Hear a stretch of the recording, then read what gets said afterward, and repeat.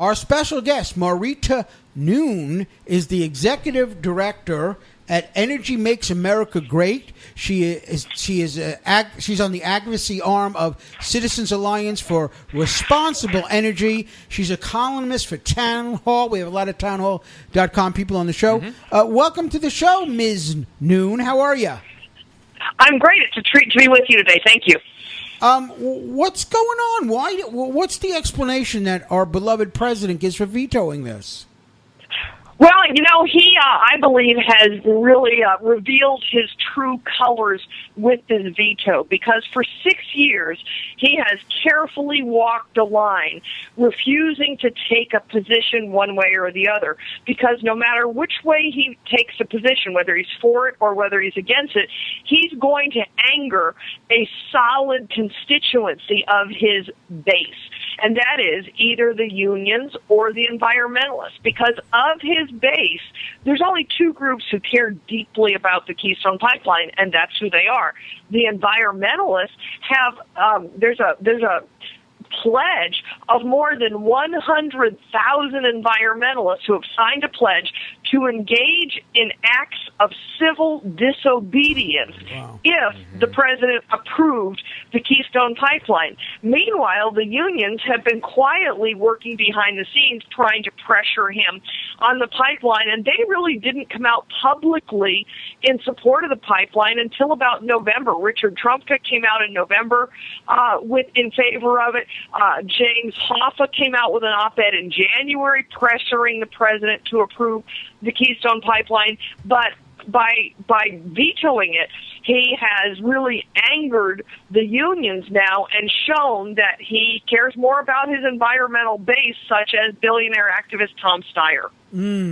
It's amazing to me that you actually have groups of people saying, we are going to break the law and stop this pipeline if these greenies, and I think these people, we call them tree huggers and we joke about them, but I think we're going to face in the future a very dangerous group of people out there who are almost fanatical as some of the Islamic fundamentalists. Marita, when you say unions, which unions do you think? Let me just say, these are not your grandfather's tree huggers. They're no longer tree huggers.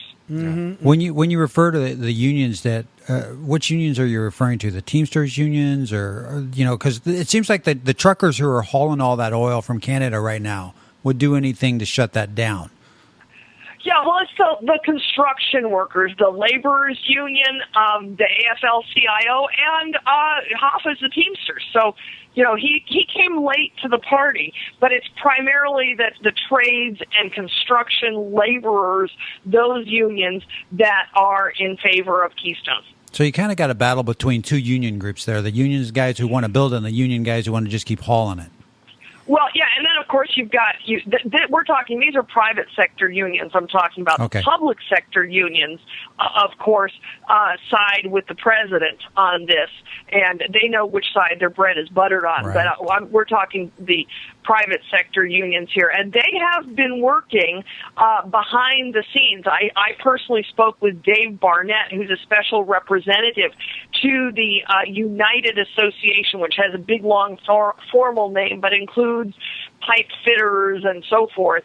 And he says that they have been working behind the scenes, and they have identified those who voted no on the Keystone Pipeline, who have a strong unionized base, who depend on union support to get reelected, and they are, without a doubt, tightening the screws on those particular representatives, and I believe there's a really high likelihood that they will now be able to have a veto-proof majority on the second bite at the apple. Oh, wow. Marita, explain to me about what I always have a problem with is when you look at a pipeline, it's safer than having a truck or a train or a drilling off the coast. Because if there's a leak, you just go, okay, there's a leak over there. Go patch it. You walk up to it. It's there. Why? I can't understand why people who claim to care about the environment would be in favor of not having a pipeline. Can you? Well, because it's not really about the pipeline. It's about their view of transitioning the entire global economy off of fossil fuels. And the reality is, it's the same thing why they're so anti-fracking, because you see, before fracking was combined with with horizontal drilling to create America's new energy abundance, we were operating on a kind of energy paradigm of scarcity. Therefore, the whole idea of the fairy tale that we can power the world on butterflies, rainbows, and pixie dust was a viable narrative. But once we have this new energy abundance, their whole worldview is now shattered. And beyond that, bigger than that, it's not just about energy, I believe. It's about, it's anti-American, because the Keystone Pipeline represents an energy security for America. It represents economic growth. It represents, frankly, capitalism at its best. And on September 21st, the People's Climate March took place in New York City. And for me, that was a pivotal day because I watched them at that march. I was not there, but I watched them and read the reports and looked at the pictures, and they were carrying signs that said things like, fracking is a crime. They were carrying signs that said things like, capitalism is the disease, socialism is the cure. Wow. And they were carrying signs that said things like, system change, not climate change. I encourage our listeners to do an internet search on system change, not climate change. And what you'll see come up is a graphic of a green leaf with a red fist in the middle of it. So this is what it's really about. It isn't really about the pipeline at all. Marita, have they, talking about the extremism of these environmentalists, did they give any indication what, civil unrest, what those threats would be, what they would do? Well, no, I've not seen that, but what I have seen, and it's interesting that you all brought up that this is kind of like terrorism, and it's a threat. It is. It's a threat to national security. And just last week, a year-old report from Canada was leaked. And in my column on this topic, I have a link in it to this 44-page report from the Royal Canadian Mounted Police. And this report says that these environmentalists, that what they call the anti-petroleum movement, and they say the anti-petroleum movement is a threat to national security. And that's what Canada has, seen, that their the hostility towards the oil sands, et cetera. And they have, in Canada, they have done things. I don't recall at the moment if it was bombing or just vandalizing the executive's home from the company that's doing the oil sands. They've done blockades in the road to stop equipment from getting to the oil sands. And so, those are some of the things I think we could expect. So while Canada has said that these activists are a threat to their national security, in America, we are saying climate change is a threat to national security. And so we have a totally different view. Our president's screaming about that. We're talking to Rita Noon, Executive Director of Energy Makes America Great. When I look at kids, it's so horrible the way this group, and I agree with you 100%, they're frightening to me, how they pull kids into it. They're like, you are for, trees, aren't you? Yeah, I'm for trees. I love trees. You love breathing air. Oh, I love breathing air. You love water and fishes, and you like doggies and cats. Yeah. Well, we got to stop these evil people, these fracking people who are doing it. And you know what? We're going to run out of energy anyway, so we got to stop having these cars. And we got to start walking to work. And we got to start using bags. We got to carry the groceries on our heads like they do in those countries where they carry things on their heads. It's a whole philosophy that Western civilization is bad. And I think that's how they get the kids. It is. And when you look at what capitalism has given us, it's given us modernization. It's given us communication. It's given us transportation.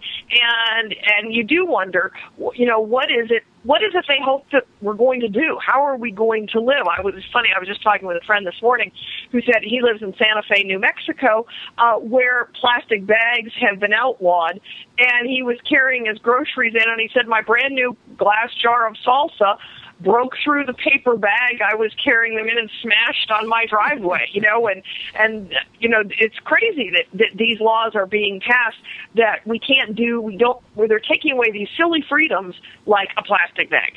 Yeah, we're in San Francisco. You got to bring your own bag, and I get so mad at these, and everyone thinks they're doing so well. Briefly, it was a bipartisan bill. Why can't they override this? Is there any chance it might be they can override the president's veto? Well, I think they can. Many people who are smarter than I am, such as Karl Rove, are not as optimistic as I am. But I believe that we're only three Democrats short. There are 4 votes short in the Senate, but one of them was Marco Rubio. He was out of town that day, and he is a definite yes. Harry Reid also didn't vote. He's a definite no. But there's only 3 that need to be.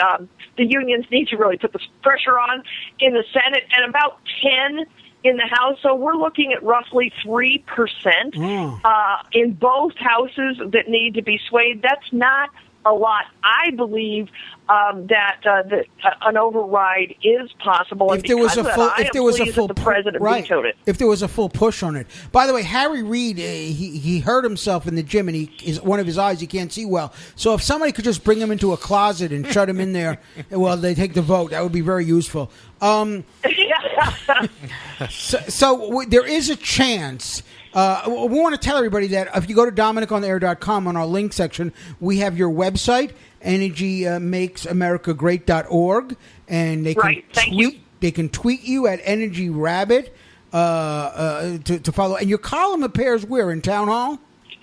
Well, it's on Breitbart first, and actually I've kind of moved from Town Hall to Breitbart, so the information you were given on that is incorrect. I'm sorry, but I was with Town Hall for 3 years, and now I'm writing for Breitbart.com and RedState.com, and my columns are really all over the Internet, unfortunately not on Town Hall.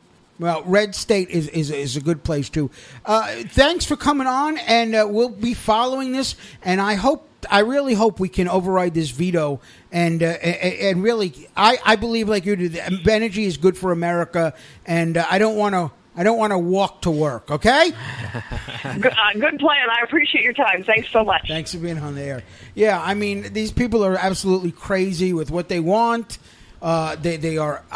It's funny when Marita said about violence. Mm-hmm. I see that. That's the new coming trending thing. Violence, where if you don't do what I want, there's going to be violence. It'd be interesting to have these groups even set up small communities around cities, in the outlying city, and go, okay, here's your city, run it how you want. Yeah. You can do it with no energy, wind, solar, whatever you want. This is your petri dish microcosm of socialism, and see how it works out. You win, we all switch. Okay, we got the Al Gores who are saying it, and yet they're flying in private planes. Look, 2 hours down, 1 to go. Stay where you are. Dominick on the Air, Boost Radio Network.